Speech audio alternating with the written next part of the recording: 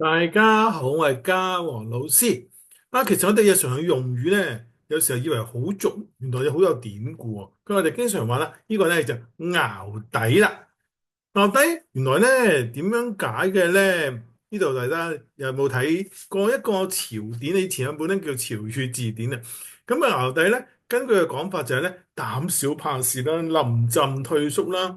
咁啊，其實咧有時候咧用個淆字咧，都表達咗一個意思喎。我哋話：哎呀，你淆唔淆啊？我就好淆啦。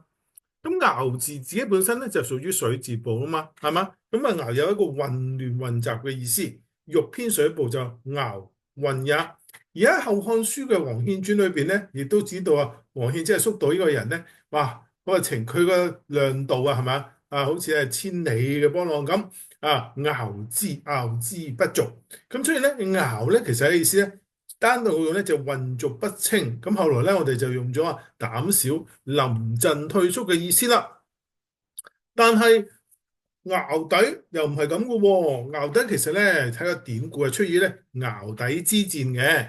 咁如果大家咧睇過我哋嘅中國哲學裏邊嘅電子化計劃裏邊史書《後漢書》嘅歌舞帝紀咧，就有咁嘅記載啦。個大樹將軍馮異同呢個赤眉軍喺邊度打仗啊？喺淆底嘅地方大破之，哇！如縱南向而揚，咦咁咪走佬啦係嘛？光武帝咧自將征之，哇！親自去出征啊，係咪啊？於是乎咧，大家睇到最後咯嚇，哇！咁佢咧親率陸軍大破戎馬，司馬吳漢征卒當前，話嗰啲就人強馬眾，中軍刺之。於是乎咧，赤眉軍哇望見陣步，於是咧派遣個使者咧作為乞降啦，即係話咧，哎呀唔夠打啦，要嚟求降認輸咁解喎。好啦，所以咧，淆底咧就呢個戰爭，呢場戰爭咧就有一個咧乞降嘅意思啦。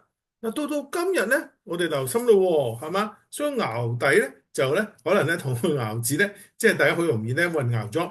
淆底就唔係臨陣退縮，而係用咗淆底之戰嘅典故表示咧乞降請輸啦。即係我哋用嚟。有時候我哋對一啲都唔能夠戰勝嘅局面，係嘛？淆底就表示自己願意投降認輸啦，所以暗用典故就唔係一定咁理俗嘅噃。